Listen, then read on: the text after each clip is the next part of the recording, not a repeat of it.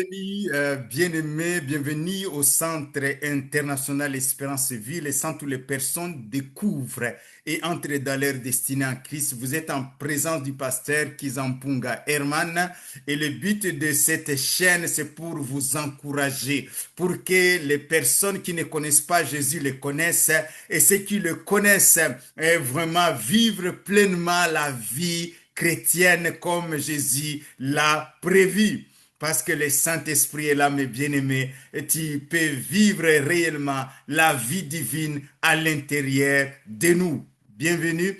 Nous sommes en train de traiter un sujet sur les trois témoignages. Les trois témoignages, c'est une parole que j'ai reçue il y a une semaine de cela. Il y a donc les trois témoignages. C'est tellement puissant dans mon cœur. Et le premier message que nous avons posté, s'intitule les trois témoignages, mais dans le baptême de Jésus, on a vu comment les trois témoignages, l'esprit, l'eau et le sang. Amen. L'esprit, l'eau et le sang, comment les trois témoignages ont pu vraiment se manifester dans la vie de Jésus. Aujourd'hui, nous allons voir les trois témoignages, mais dans la guérison des malades. Si tu es malade, attends-toi à être touché par Dieu, parce qu'il y a trois qui rendent témoignage, l'esprit, l'eau et le sang, et les trois sont d'accord.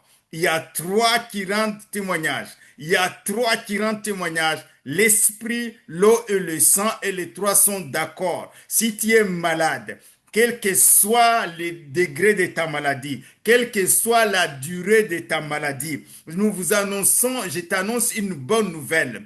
Une bonne nouvelle, c'est que l'évangile est une puissance qui est là aussi pour guérir les malades. Non seulement c'est une puissance de Dieu pour le salut de quiconque croit, mais aussi c'est dans le salut, il y a aussi non seulement la délivrance, le pardon des péchés, il y a aussi la réconciliation avec Dieu, la justification par Dieu, la sanctification. Dans le salut, c'est un mot global où se trouve aussi la guérison. L'évangile est une puissance qui guérit. L'évangile est une puissance qui libère. L'évangile est une puissance encore aujourd'hui d'actualité, parce que nous avons des témoignages, mes bien-aimés, de ce que l'évangile fait et continue de faire. Aujourd'hui, nous allons parler de ces trois témoignages dans la guérison des malades. Si tu es malade ou si tu connais quelqu'un qui est malade, cette parole, tu peux partager cette parole, tu peux lui envoyer cette parole, tu peux toi-même recevoir la guérison pour la personne qui n'est pas là par la foi. Amen. Donc 1 Jean chapitre 5 au verset 6 à 8, il dit c'est lui, Jésus-Christ, alléluia. C'est lui, Jésus-Christ, qui est venu avec de l'eau et du sang. Non seulement avec l'eau seulement, mais avec l'eau et avec le sang. Et c'est l'esprit qui rend témoignage, parce que l'esprit est la vérité. Car il y en a trois qui rendent témoignage, mes bien-aimés. L'esprit, l'eau et le sang, et les trois sont d'accord. Dans les messages précédents sur le baptême de Jésus, nous avons parlé de l'eau qui peut être symbole du baptême, de l'eau du baptême, mais aussi l'eau aussi est le symbole le symbole de la parole de Dieu. Dans Proverbe 18, verset 4, il dit, les paroles dans la bouche d'un homme, c'est comme des eaux profondes. C'est comme des eaux profondes. Alléluia. L'eau, c'est comme des eaux, c'est comme de l'eau aussi. Et la parole de Dieu est comme de l'eau. Donc, tu es en train d'entrer, il y a le premier témoignage, c'est la parole de Dieu que tu es en train d'entendre. Il y a le témoignage de l'esprit à l'intérieur de toi, qui va venir te convaincre, ou bien qui va combiner avec la parole, la proclamation de ce que Christ a fait à la croix de Golgotha. Son sang a coulé par ses meurtrissures. Nous avons été guéris. Ces trois témoignages combinés, tu sors avec la guérison. Tu vas sortir de ce lieu, là où tu te tiens, avec la guérison par la grâce de Dieu. par la foi en Jésus-Christ. Nous parlons d'un malade que Jésus a guéri à la piscine de Bethesda. Donc, il y avait des malades sur cette piscine qui attendaient un mouvement de l'eau. Parce que non, je vais vous lire l'introduction pour être en phase avec la parole de Dieu. Après cela, donc Jean chapitre 5, après cela, il y eut une fête des Juifs et Jésus monta à Jérusalem. Or, à Jérusalem, près de la porte des brebis, il y avait une piscine qui s'appelle en hébreu Bethesda et qui a 5 portiques. Sous ces portiques étaient couchés un grand nombre de malades, un grand nombre de malades, des aveugles, des boiteux, des paralytiques, qui attendaient les mouvements de l'eau. Car un ange du Seigneur, un ange descendait de temps en temps. Il descendait de temps en temps dans la piscine et agitait l'eau. Et celui qui descendait, le premier, après que l'eau avait été agitée, était guéri, quelle que fût sa maladie. On voit le décor, on voit la situation, mais il y a beaucoup de malades. Mais c'est un seul malade qui devrait être guéri lorsque l'ange venait de temps en temps. On ne pouvait pas s'attendre à ce qui viennent lundi, mardi, mercredi, jeudi, vendredi, samedi. Samedi, c'est le sabbat, dimanche. On ne pouvait pas s'attendre à ce qui vient le matin, le soir, à midi, très tôt le matin, très tard le soir. On ne savait pas. C'était vraiment le pur hasard. On peut, peut-être à l'époque, aujourd'hui, on peut même dessiner une fonction de cet événement d'apparition de l'ange. On peut, aujourd'hui, les scientifiques peuvent facilement créer une fonction de cette apparition. Et sur base de cette fonction, on allait voir que vraiment c'était rare. C'était rare. Là se trouvait un homme. Jésus va se focaliser sur cet homme qui nous sert de modèle de foi. Pas de foi. Cet homme n'avait pas de foi. Il n'avait pas de foi. Cet homme était là, on va voir son cœur, on va disséquer son cœur. Cet homme était là dans le découragement, dans le désespoir total. Ça faisait longtemps qu'il est malade. Peut-être c'est ton cas. Ça fait longtemps que tu es malade. Ça fait longtemps qu'on t'a promis. Tu es allé même dans des séances de guérison. Tu es allé même peut-être dans des mouvements de guérison. Tu es allé peut-être dans l'imposition de main plusieurs fois et tu n'as pas été guéri. Je t'annonce une bonne nouvelle. Aujourd'hui, cette parole est inspirée. Cette parole ne vient pas de moi. C'est une parole que j'ai reçue de la part de Dieu. Et je t'annonce que cette parole, l'Esprit va confirmer cette parole dans ton cœur. Et une fois que tu vas constater la guérison, s'il vous plaît, rends témoignage. Envoie-nous un email, envoie-nous un message sur notre chaîne et nous serons contents de voir que la parole de Dieu ne retourne pas à Dieu sans avoir accompli ce pour laquelle elle est sortie. Là se trouvait un homme malade depuis 38 ans. Jésus l'ayant vu coucher et sachant qu'il était malade comme ton cas aujourd'hui, depuis longtemps, lui dit, veux-tu être guéri? Il y a quelle question? Jésus sait que cet homme est malade depuis longtemps, mais il lui demande, veux-tu être guéri? Parce qu'il y a des personnes à qui tu proposes en disant, est-ce que je peux prier pour toi? Et la personne dit, non, je n'ai pas besoin d'être de guérison par la prière. Il y a des personnes aussi, mais Jésus dit, il veut nous faire participer à cette guérison. Jésus ne vient pas forcer personne, il ne force personne, et j'aime beaucoup Jésus-Christ, il ne force personne. Il dit, le malade lui répondit, Seigneur, je n'ai personne. Je suis découragé, je n'ai personne, il n'y a personne qui peut m'aider. Ça fait longtemps que je suis sur cette piscine. L'ange est venu peut-être avant-hier ou il y a 2 semaines. Il y a quelqu'un qui était rapide, qui est rentré dans la piscine, mais moi je ne pouvais pas parce que je suis couché. Vous me voyez couché sur ce lit. Et Jésus lui parlait, il était couché. Il était couché. Il était découragé comme toi, comme la plupart des malades qui sont découragés. Découragés. Mais aujourd'hui, je t'annonce une bonne nouvelle. Parce que cette parole ne va pas retourner à Dieu sans avoir accompli ce pour laquelle elle est sortie. Je l'ai reçue dans un moment de prière. Le malade lui répondit, Seigneur, je n'ai personne pour me jeter dans la piscine. Je n'ai personne pour me jeter dans cette eau quand l'eau est agitée par l'ange. Or, la Bible dit qu'il y en a trois qui rendent témoignage, l'esprit, l'eau et le sang. Et les trois sont d'accord. Pourquoi cette eau ne pouvait pas guérir cet homme? Parce que l'esprit est partout maintenant. Et Jésus-Christ, alléluia, parce que Jésus-Christ n'était pas encore allé à la croix, mais Jésus est là en personne, alléluia. Et nous avons vu que dans le corps humain, il y a plus de 70% d'eau, hein, et le sang circule dans nos corps. Il y a déjà un témoignage, Jésus-Christ est venu dans un corps humain.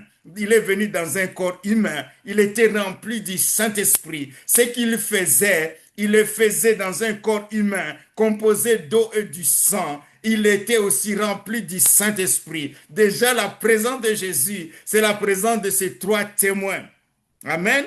C'est la présence de ces trois témoins. Et parce que Jésus habite en moi, Jésus habite dans chaque croyant qui croit. C'est lui qui a reçu Jésus-Christ comme sauveur personnel. Donc il y a les trois témoins aussi qui est en train de te parler. Parce que Jésus non seulement habite en moi, je suis aussi composé d'eau et du sang. Mais en plus de cela, Jésus est ressuscité et son sang parle encore plus que le sang d'Abel. Il parle encore guérison aujourd'hui. Le sang de Jésus parle encore miracle encore aujourd'hui. Le sang de Jésus parle encore des signes encore aujourd'hui. Il y en a trois qui rendent témoignage et le Saint-Esprit est là pour rendre témoignage à cette parole. L'Esprit est là. Et pendant que j'y vais, un autre descend avant moi. Jésus lui dit, lève-toi. Une parole créatrice, une parole de guérison. Lève-toi, lui dit Jésus. Prends ton lit et marche. Lève-toi. Cette parole, quand cet homme a entendu cette parole, toutes ses os, tout son corps, tous ses organes, ses cellules, partout où il avait mal, le Saint-Esprit est rentré à l'intérieur de lui pour ressusciter ce qui était mort à l'intérieur de lui. C'est ton cas encore aujourd'hui. C'est ton cas encore aujourd'hui. Le Saint-Esprit rentre à l'intérieur de toi pour ressusciter ce qui est mort, les organes qui sont défaillants. Il y a non seulement la restauration de ces organes, mais aussi la création. Nous sommes en présence de celui qui est parole de Dieu, qui est Dieu lui-même dans un corps. Nous sommes en présence de Jésus-Christ qui parle au vent et à la tempête. Jésus-Christ qui a créé toutes choses. Toutes les choses ont été faites par lui, par cette parole vivante. Cette parole qui sort de ma bouche, c'est la parole de Christ. Lève-toi, lui dit Jésus. Lève-toi, te dit Jésus-Christ. Prends ton lit et marche, c'est-à-dire sors de cette situation, sors de ces lamentations, sors de ce découragement qui t'est découragé, qui n'a pas d'espoir. Sors de ce désespoir. Jésus t'appelle et te parle. Il dit maintenant c'est ton jour aujourd'hui. Aussitôt l'homme fut guéri. Aussitôt maintenant, je proclame la guérison dans ta vie. Je proclame la guérison. Prends ton lit et marche. Fais un geste que tu ne faisais pas. Si tu es paralysé, essaie de bouger ton pied. Essaie de bouger ta main. Si tu es paralysé des mains, essaie de bouger ta main. Jésus-Christ est guéri au nom de Jésus-Christ. Prends ton lit et marche. Cet homme prit son lit et marcha. Alléluia. C'était le jour du sabbat. C'était le jour du sabbat, mes bien-aimés. Ah oui. Mais tu vas me dire, mais Jésus n'est plus là. Jésus est mort, il est ressuscité, il a versé son sang. Et son sang, c'est ça qui rend témoignage encore aujourd'hui. Nous sommes témoins de ces choses. Son sang parle encore aujourd'hui. Il parle de la croix. La croix est une puissance. Il y en a trois qui rendent témoignage. L'esprit, la parole de Dieu, l'évangile est comme de l'eau et la puissance de la croix que nous déclarons. Alléluia. C'est ce que les disciples vont encore déclarer. Amen. Et donc, il y a, dans Acte 3, on a une histoire où les disciples, Pierre et Jean, ils s'en vont à la prière. C'était l'heure de la prière. C'était le lieu, ils allaient au lieu de la prière, à l'heure de la prière. Et ils ne savaient pas ce qui les attendait, mais l'Esprit savait. Alléluia. Là où tu es, l'Esprit connaît ta situation. Il connaît ta situation exactement. Alors que Pierre vont vouloir entrer dans le temple, cet homme qui était paralysé, qui était boiteux, voyant Pierre et Jean qui allaient y entrer, leur demanda l'aumône. Ils ne vivaient que de l'aumône, ils ne pouvaient rien faire d'autre. Si c'est ton cas, je ne sais pas, peut-être tu es boiteux physiquement, ou peut-être tu es boiteux mentalement, ou bien tu es boiteux, je ne sais pas, spirituellement, ou tu es vraiment, il y a quelque chose qui est bloqué. Maintenant, je viens te débloquer dans le nom de Jésus. Dans le nom de Jésus-Christ, c'est une déclaration, il y en a trois qui rendent témoignage.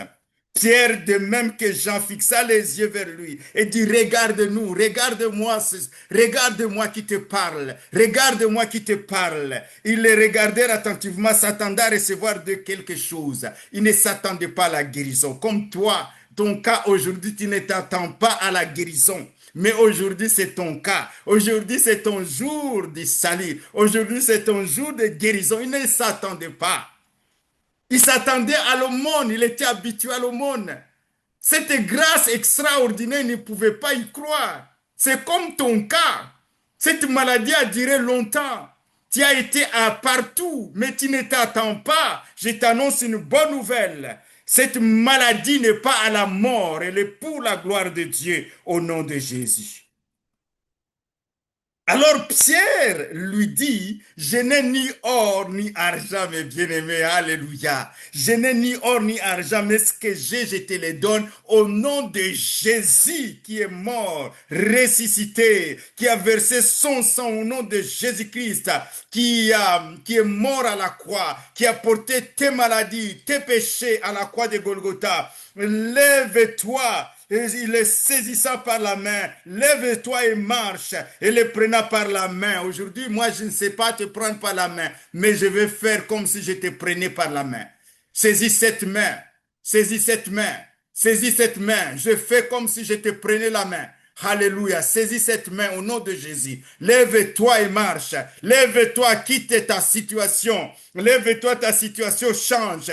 Au nom de Jésus, mets tes mains là où mes mains se trouvent et reçois la guérison. Reçois la guérison. Au même instant, ses pieds et ses chevilles devinrent fermes. D'un saut, il fit debout. Il s'est mis à marcher. Alléluia. Il entra dans le temple en louant Dieu. Gloire à Dieu. Gloire à Dieu, je suis guéri au nom de Jésus. Ah, les pharisiens, les religieux n'étaient pas contents. Les religieux ne sont pas toujours contents.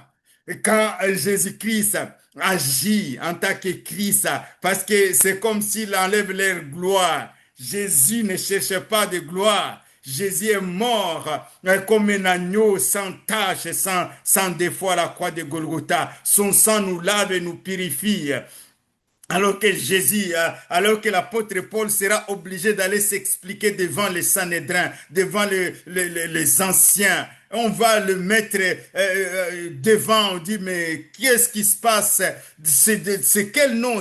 Tu as utilisé quel nom? Il s'attendait à dire le nom de Jéhovah. Comme aujourd'hui, il y a des mouvements, des témoins de Jéhovah. Quand tu ne dis pas que Dieu s'appelle Jéhovah, il y a même d'autres mouvements qui sont des juifs messianiques, quand il ne dit pas que Jésus est Yeshua, sa puissance ne va pas se manifester. Ça, c'est un mensonge. Jésus, et tu l'appelles Yeshua, tu l'appelles Jésus, tu l'appelles Jesus, tu l'appelles Yesu. Ce qui est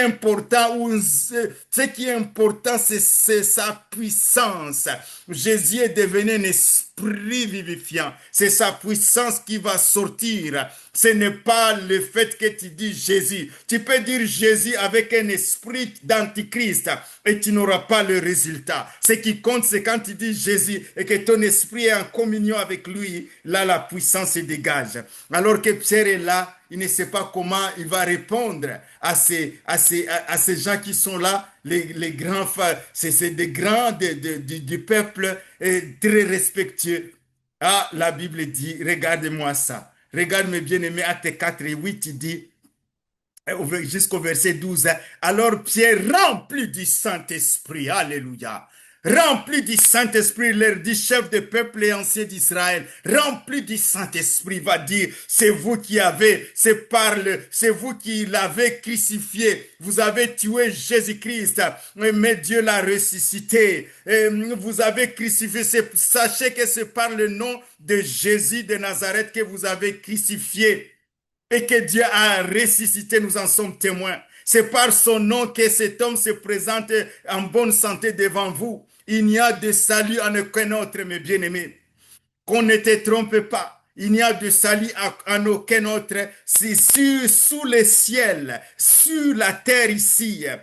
Sous le ciel, aucun autre nom a été donné parmi les hommes par lesquels nous devons être sauvés. C'est le nom de Jésus. Amen. C'est lui seul qui est allé à la croix. C'est lui seul qui est venu du ciel. C'est lui seul qui est allé en enfer, qui est sorti du tombeau et qui est retourné au ciel. Il est vivant dans nos cœurs. Nous l'avons reçu, il est vivant. Il agit, il y en a trois qui rendent témoignage. L'esprit de Dieu, l'eau qui est la parole aujourd'hui, symbole de la parole de Dieu, et le sang de Jésus, la puissance de la croix. Et ces trois témoins vont te guérir. Ces trois témoins vont te relever dans ta situation. Il y en a trois qui rendent témoignage. Alors recevez la guérison, recevez l'attouchement du Saint-Esprit, recevez la puissance. Si tu es démonisé, je chasse les démons maintenant, je chasse les esprits méchants. Si cette maladie est d'origine démoniaque, au nom de Jésus-Christ, sors de cet homme, sors de cette femme, sors de cette jeune fille, sors de ce jeune homme, au nom de Jésus-Christ. Il y en a trois qui rendent témoignage, l'esprit, l'eau et le sang. Et les trois sont d'accord, mes bien-aimés. Ah, quelle joie, quelle grâce. Vous pouvez partager, vous pouvez liker ce message. Cela nous va permettre à d'autres personnes de nous suivre et d'autres personnes qui ne sont pas connectées. Vous pouvez vous abonner si vous n'êtes pas abonné pour ne pas rater d'autres messages. Il y en a trois, c'est un message inspiré, mes bien-aimés. Il y en a trois qui rendent témoignage. L'esprit, l'eau et le sang. Et les trois sont d'accord. Amen. Soyez encouragés et